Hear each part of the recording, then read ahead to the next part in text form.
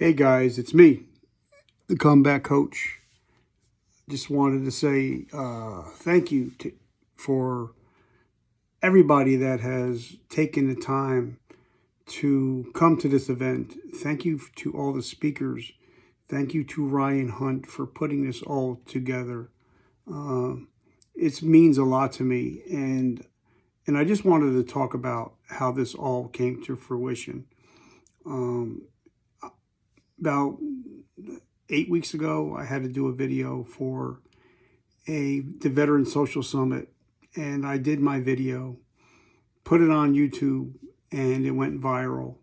And people started saying, we need to have a summit for people that are struggling with PTSD, traumatic brain injury, depression. But then we started thinking, okay, there's other people that are struggling with health, fitness, addiction-related issues. And that's how this whole Today I Decide came to fruition. But I want to tell you about my story and how the three most important words in English language are, Today I Decide. And this might get real. This might get raw for some people. But that's okay, because that's what we're here for today. I'm not a great speaker. There's some great speakers here. I'm not that guy. What I'm going to talk about, this isn't for you. This might not be for you. This might not be for 99% of you. But this is for one person out there. One person came today with a heavy heart. One person came today looking for hope. And one person is going to get touched by this. And I hope that one person gets the help and the hope that they need. So for you guys that are not interested in my story, that's okay. Just go onto your cell phone, because you probably already have out. Go to your toolbar, hashtag the comeback coach, and that'll go to all my social media and see what I'm all about, and to let you know that I'm the real deal. I'm not here for your wallet. I'm here for your heart. But now, my story, here it is. I grew up, my mother was addicted. She was an addict. My father left when I was 3 months old. By the way, my mother's clean. Today, she's celebrating 27 years of sobriety. So, love you, Mom. We moved around a lot. My father hauled ass when I was 3 months old. My mom was a nurse. She worked a lot of crazy hours. And so I was left to my own devices for a lot of time. We moved a lot. And now I've never told this publicly to anybody, but when I was like 5 or 6 years old, I used to go into my closet, close the door, and just cry and say, Daddy, why did you leave me? Wasn't I good enough? And that's when I really started, even at that young age, I started to have depressive thoughts. One New Year's Eve seems to have a big, make a big difference in my life. New Year's Eve, I'm 12 years old. My parents go out with my aunt and uncle, and me and my cousin find a liquor cabinet. I have my first drink. And my whole life changed that day. I found that I loved alcohol. And, even after the cousins went to bed, I was up drinking and I passed out. And by the age of 13, I was a full-blown alcoholic. I got thrown out of high school, joined the military at 17. And the day I turned 17, I joined. And around my birthday, I shipped. And I got into a lot of trouble in basic training, active duty. I was a street kid, had a wise mouth, had a big mouth, deserved to be slapped a lot. And I joined the military, and not only did I become a alcoholic, I also became a drug addict because I found LSD or acid, and got in trouble a lot of times. And after 2.5 years and me getting busted a couple times, E4 to E1 like 3 to 4 times, 2 field grade Article 15s, Uncle Sam decided he didn't want me as his nephew anymore and booted my ass out. Went home, told my mom they let me out early on good behavior, which was bullshit. Tried to live with my parents. I just couldn't, years of partying and going around the world and partying. I just couldn't see myself getting up at 10, going to bed at 10 o'clock. And there's my stepfather, working 6 days a week, 12 hours, 14 hours a day. And I was disrespecting him. So, of course, he threw my ass out, which I don't blame him. And me and him we're like this now. They threw me out and I became homeless. I lived in my car for a long time. And now you guys are probably the only crackhead person you're going to know that got thrown out of a crack house. That's how bad my addiction was. And I was, living on the streets. My mom promised me I can come home. And she said if I go back to school. So, I went back to school to be a bartender. That wasn't the smartest idea. But I did finish the top of the class. First job I get out of bartending school is New Year's Eve. There we go. A friend of mine, he owned a bar and he was a police officer. He hired me to bartend at the bar that night. Everything's going well. Everything is smooth. Alcohol's flowing. Money's flowing. 8 hours later, I hear it was him and 5 of his buddies coming to lock me up because I robbed the place. I gave away like $2,000 worth of free drinks, and I had like $5,000 in my pocket. Now, the same officer that I just robbed gave me a second chance. He knew I was 20 years old. I was looking at 5 years at the state penitentiary. So I was actually looking at 5 years for grand larceny. And he said, son, I'm going to give you a break. I need you to get my money back in 24 hours, which I did. But my aunts, my uncles, my parents helped me. But he said, you got to go to 90 meetings in AA in 90 days. So I had a choice to make. So this is when today I decided things started happening. I had to decide whether to go to jail for 5 years or go sit in a dark, stinky church downstairs, drinking stale coffee, eating stale cookies, hanging around with 40 and 55-year-old guys, and no consumption of alcohol anymore, which means if I couldn't drink, I couldn't have any of my friends.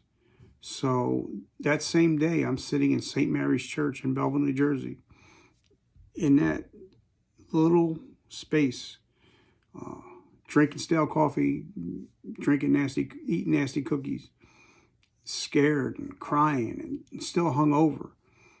But it was there that I met people that had the same issues that I had.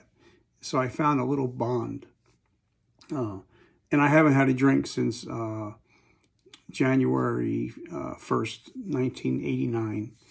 I've been clean and sober, no alcohol, no drugs for 32 years now. Had a little bit of,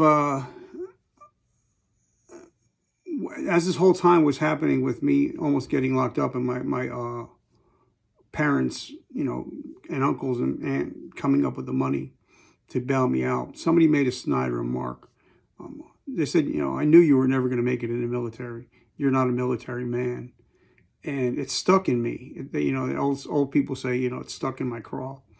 So it really ate at me. So I decided to get back in the military. I decided to get back in. It took a lot of jumping through hoops to get in, but I finally got back in. I joined the Pennsylvania National Guard. Still got in a lot of trouble. I still was that guy with a chip on his shoulder. I was still an asshole. And then I moved to South Carolina. So now I'm moving to South Carolina. I still have an attitude. I'm a Yankee with an attitude. And here I am getting in trouble, missing formations, getting busted again. And finally they said, you know what? This kid is not worth it. And they decided to chapter me out at the end of September of 2001. But one morning, it's a Tuesday, I'm getting ready for work. I worked at GNC at this time. My ex-girlfriend calls me in and says, look at this. And it was the first World Trade Center tower was on fire. And then we seen the second tower get hit. Now, where I'm sitting right now, I can actually overlook where the World Trade Centers once stood. We all knew people that were in the buildings that day. We knew the firefighters and police officers that were there. We knew people that were at the Pentagon. Now, I want you to picture this. There's me and the TV's here, and all my stuff is here because I'm getting thrown out of the military for a second time. And, then, the second tower hit, and then what happened to the Pentagon, and then what happened in Shanksville, Pennsylvania. Now, they showed before, I'm just trying to think, because this really just gets me. Before everything, it was all live, and they were showing people jumping out of the buildings and actually bouncing off the concrete. And then they panned to the Pentagon, and they were pulling soldiers' bodies out. Now, here I am watching and looking at all my stuff, my TA-50, because I'm being thrown out of the military for a second time. And something happened to me. Guys, I don't know what it is. Something broke in me, and I became a broken man. I broke down, literally, and cried. And I cried out to the Lord. I said, Lord, if you give me another chance, I want to dedicate the rest of my life to helping people that can't help themselves, like these people that are, dying just because they went to work, and the 343 firefighters that we lost that day. I want to be able to support them, and their families, And I didn't, I doubted I had a career, but something said, call your company commander, call your first sergeant, ask for a meeting. I call my company commander, I call my first sergeant. I meet them, and they heard all my bullshit before. And because, as an addict, you can bullshit anybody. But they said they seen something different in me. And it's funny that company commander and me are still friends to this day. They decided to keep me. Thank God. Within 4 years, I became Soldier of the Year. I became a non-commissioned officer. And I tried to become the best soldier and the best leader that I can be. So that, that day on 9/11, today I decide. Those 3 words changed my whole trajectory of my life. Today I decide. So I moved back to New Jersey. I'm in the New Jersey National Guard. It's our first drill. My first annual training. I'm the vehicle convoy commander. Now, if you guys are watching this, by the way, and you can see me, I can't see you because I'm blind because of what I'm about to tell you. So I'm the convoy commander. Now, today I decided it's going to come out again because that day I decided that I was going to wear my Kevlar even when I got out of the vehicle, which I normally never do. I always just throw on my soft cap and put the Kevlar on my belt. That day I wore it, and one of our vehicles broke down, and I had to back that vehicle up. Now, this was a young private. He had to be E1, E2, brand new. And I'm backing the Humvee up. And instead of him hitting the brakes, he hit the gas and ran over the whole right side of my body and ran over my head. And that's why I'm blind today. I had an ocular stroke. After that, the military decides, you can't shoot. We don't need you. And they put me in a warrior transitioning unit. It wasn't called that back then, but so for a year and a half, they had to decide what they're going to do with me. Now I could still read a little bit. I have had to read with my Mr. Magoo glasses. I still do to this day. But I started reading a lot of books during that time, and so I started, really, really reading and reading and reading. Now, this part is the hardest part because my wife doesn't even know this, that I'm telling you this. And she won't be seeing it because she'll be in South Carolina. So, because I don't want her knowing how close she came to losing her husband and the father of her 3 children. Memorial Day 2012, they call me in and they say, you're no longer a member of the United States military. Give me your ID card. I gave them my ID card. Now, up to this point, I did everything I could to be Sergeant Kaufman. I went to every class. I took every correspondence course. I volunteered for everything. When I moved to New Jersey for 6 months, I still had to drill in South Carolina. I drove 12 hours each way and never missed a drill, never was late for a drill. And so when they told me I'm no longer Sergeant Kaufman, I got out to my truck and I had, I didn't know what to say. I knew it was coming, but everything was Sergeant Kaufman. Now I had to figure out who Richard was, and I was scared. So I decided, I bought a brand new truck. It was a brand new Dodge Ram 1500. I decided that day I was gonna commit suicide, and I planned it out how I was gonna do it.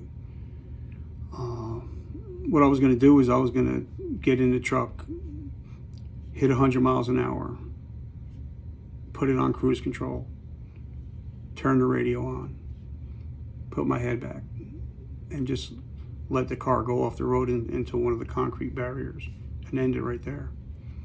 So I called my wife. I called her because we were supposed to meet up that day, and I called her because I knew it was going to be the last time that I was going to hear her voice. And I told her, honey, I'm on my way. And I got in the car. And I hit 100 miles an hour, put it on cruise control, and closed my eyes and turned on the radio. And the song, and I could feel the car moving, slowly moving over. And the song came on. It was called I Saw God Today. I think it was by George Strait. And my eyes opened, and because it talks about holding your baby girl for the first time. And I had a newborn baby. And I felt the car jerking, so I jerked the car over. I decided I want to live. I want to be a daddy. I want to be a husband. And that was the day I decided I want to live. And that's where the Today I Decide thing came into real play. And I got to my wife, and I told her, I said, because it was Memorial Day weekend, and I said, honey, when I go home, I need help, or else I'm going to eat my gun. I can't take it anymore. And got home, and I immediately called the VA crisis hotline and got in to see a therapist. And this is the funny part. It's the only thing that can happen to me. I called my wife. I'm on my way home, and I told her, I met with a therapist, and she's like, "Oh yeah, how were they?" I'm like, "They were cool." I said, "You want to know what the name of the doctor is?" And she's like, "What?" And I said, "Dr. Seuss." She's like, can't be serious. I'm like, yeah, her name is Dr. Seuss, SOOS. And she's been my therapist ever since. And a matter of fact, I had an appointment with her this morning at 10:30, telling her what I was doing. So, I've been in therapy for 10 years. And so now, in this whole time, I had to figure out what I was going to do. So what I did, I started podcasting. I started to tell my story and to help other people that are struggling. And that's where I'm at today. Now I help veterans that are struggling, with PTSD, traumatic brain injury, blindness, addiction, because, I'm a recovering addict and I'll always be an addict. But, today I decide that I want to make a positive impact in this world that we live in. And the Lord's been great to me. We have the number 8 veteran podcast in the world. And I get to help so many people. And I'm just thankful for everybody that showed up today for the Today I Decide Mental Health Summit. I appreciate all of you guys. And for that one person that's there, I talked to Earl about earlier, it's okay to not be okay. Today it's your turn to reach out and get help. And if you guys ever want to get in touch with me, if you just put in your toolbar, #TheComebackCoach, it comes up on all my social media and every way you can get in touch with me. My phone number is 201-803-5120. If I can't help you, I will find somebody that can help you no matter what state you're in. No charge ever. So I just want you guys to know that you're not alone. And remember that the 3 most important words in the English language are today, I decide. All right, guys, can you help me out? I want you to say on 3, the 3 most important words. 1, 2, 3. Today, I decide. All right, guys, thank you so much. I hope you had a great time. I hope you learned a lot. I am Richard Kaufman, also known as the Comeback Coach. I'm on all social media. You can follow me. My line is, everybody loves a comeback story. And today, it's your day. All right, guys, I love you. God bless.